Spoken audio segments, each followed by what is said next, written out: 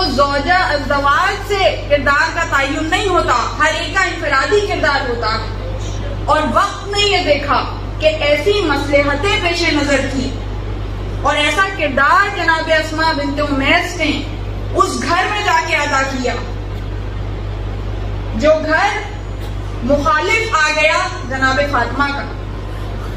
اب دیکھیے ایسا کردار مدینے والوں کے لیے پیش کر رہی ہیں کہ وہ مدینے والے جو ساتھ نہیں دے رہے، جب حق کی طلبگار ہیں جناب فاطمہ الزہرا، حق کا تقاضا کر رہی ہیں تو عمومی مدینے والوں نے ساتھ نہیں دیا۔ حالانکہ جناب فاطمہ نے گھر گھر جا کر انصار کے محلوں میں جا کر خطبے دیے، ولایت علی کا اعلان کیا، ولایت علی کو پہچانواتی جاتی ہیں، ولایت علی کی پہلی محافظہ ہے جناب فاطمہ،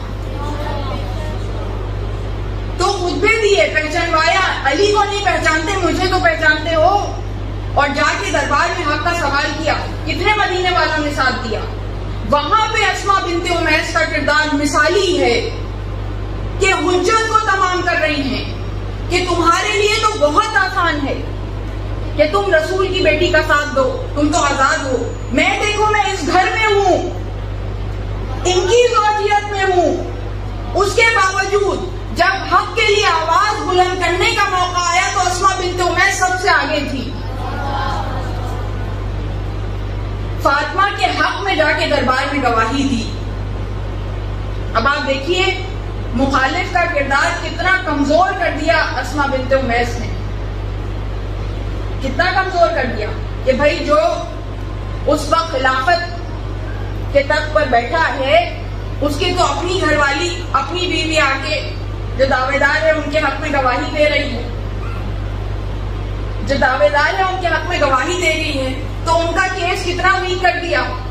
کتنا کمزور کر دیا، ان کے تو گھر والے ہی ان کے ساتھ نہیں ہیں اور اب ان کا کچھ بگاڑ نہیں سکتے۔ دیکھیں دشمن ہو تو مار کے خاموش کرا سکتے ہیں، زہر دے کے خاموش کرا سکتے ہیں، گھر بٹا سکتے ہیں، اب جو خلیفہ کی بیوی ہے اسے کیا خاموش کرائیں، اسے کیسے خاموش کرائیں، اسے کیسے کرنے دیں؟ تو یہ کردار اسماء بنت امیس ساری زندگی نبھاتی رہی۔